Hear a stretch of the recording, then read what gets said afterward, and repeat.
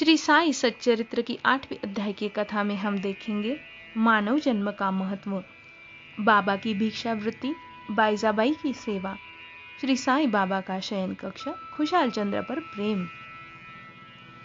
मानव जन्म का महत्व। इस विचित्र संसार में ईश्वर ने लाखों प्राणियों की उत्पत्ति की है जो स्वर्ग, नरक, पृथ्वी, समुद्र तथा आकाश में निवास करते हैं और भिन्न भिन्न धर्मों का पालन करते हैं।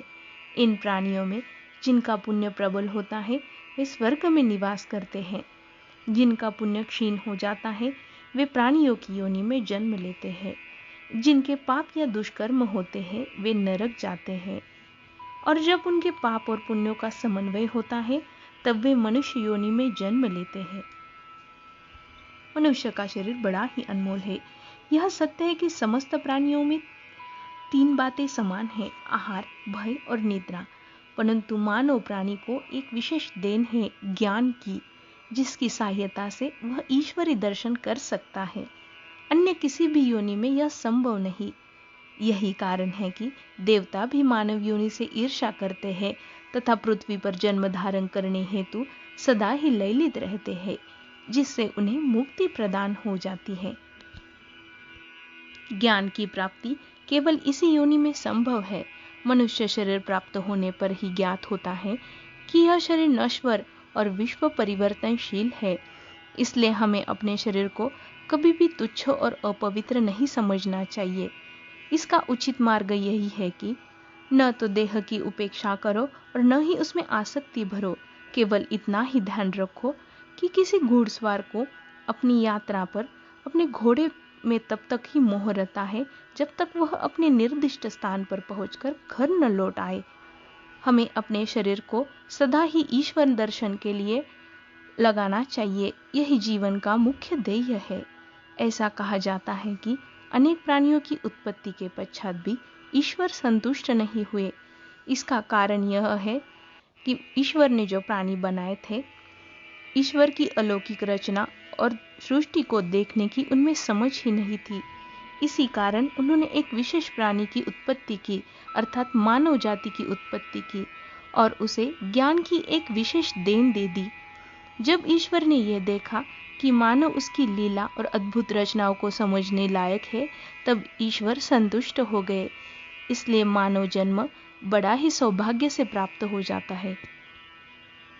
इस संसार में मानव जन्म अति दुर्लभ है।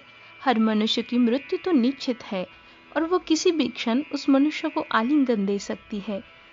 ऐसी ही धारणा रखकर हमें अपनी ध्येय की प्राप्ति की ओर सदा ही तत्पर रहना चाहिए।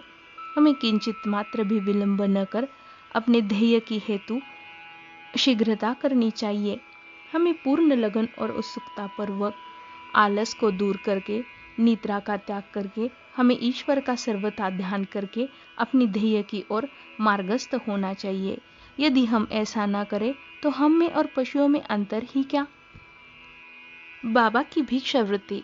शिरडी वासियों की भाग्य की कौन कल्पना कर सकता है, जिनके द्वार पर स्वयं पर ब्रह्म भिक्षुक के रूप में खड़े होकर पुकारते थे, ओ माई, एक रोटी का टुकड़ा मिलेगा, और उसे प्राप्त करने के लिए अपना हाथ आगे फैलाते थे। एक हाथ में वे सदा टमरेल पकड़ते थे और दूसरे हाथ में झोली। कुछ घरों पर बाबा प्रतिदिन जाया करते थे और किसी किसी के द्वार पर वे केवल फेरी लगाते थे। वे दूध, साग, छाछ आदि पदार्थों को टिन पाट में लेते थे और भात व रोटी आदि सूखी वस्तुओं को झोली में डालते थे। बाबा की जीवा को कोई स्वाद न था, क्योंकि उन्होंने उसे अपने वश में कर लिया था। इसलिए वे भिन्न भिन्न वस्तुओं के स्वाद की चिंता न करते थे। जो कुछ भी भिक्षा में मिलता वे उसे मिश्रित करके और संतोषपूर्वक ग्रहण करते थे। वे केवल मध्याह्न तक ही भिक्षा उपार्जन करते थे। भिक्षा उपार्जन करने का काम वे बहुत अनियमित करते थे। किसी दिन तो वे एक छोटी सी फेरी लगाते थे। वे भिक्षा में प्राप्त हुआ सभी भोजन एकत्रित कर एक कुंडी में डाल देते थे। वहां कुत्ते, बिल्लियां, कौवे आदि स्वतंत्रता पूर्वक भोजन करते थे। एक स्त्री मस्जिद में झाड़ू लगाने आती थी, वह भी रोटी के कुछ 10-12 टुकड़े उठाकर अपने घर ले जाती थी। पहले तो शिरडी वासियों को लगा कि ये केवल साधारण मनुष्य है जो भिक्षा के कुछ टुकड़ों पर अपना निर्वाह करता है, परंतु ये तो उदार हृदय त्यागी धर्मात्मा थे। यद्यपि वे बाहर से चंचल व अशांत प्रतीत होते थे, परंतु अंतःकरण से वे दृढ़ और गंभीर थे। शिरडी ग्राम के कुछ ऐसे श्रद्धावान और भाग्यशाली व्यक्ति थे जिन्होंने उन्हें पहचानकर एक महान पुरुष मान लिया था। बाईजाबाई की सेवा। तात्या कोते की माता, जिनका नाम बाईजाबाई था, दोपहर के समय एक टोकरी में रोटी और साग लेकर जंगल जाया करती थी।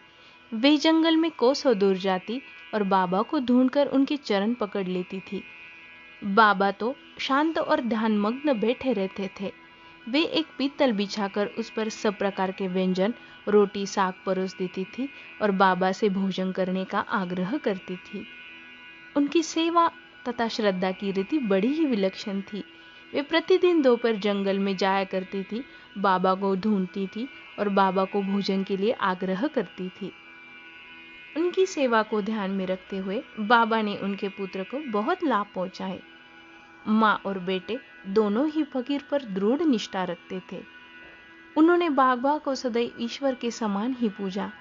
बाबा उनसे कभी कभी यह कहते थे, ये फकीरी ही सच्ची अमीरी है जिसका कोई अंत नहीं। जिसे हम अमीरी के नाम से पुकारते हैं वो तो शीघ्र ही लुप्त हो जाती है। कुछ वर्षों के बाद बाबा ने जंगल जाना छोड़ दिया।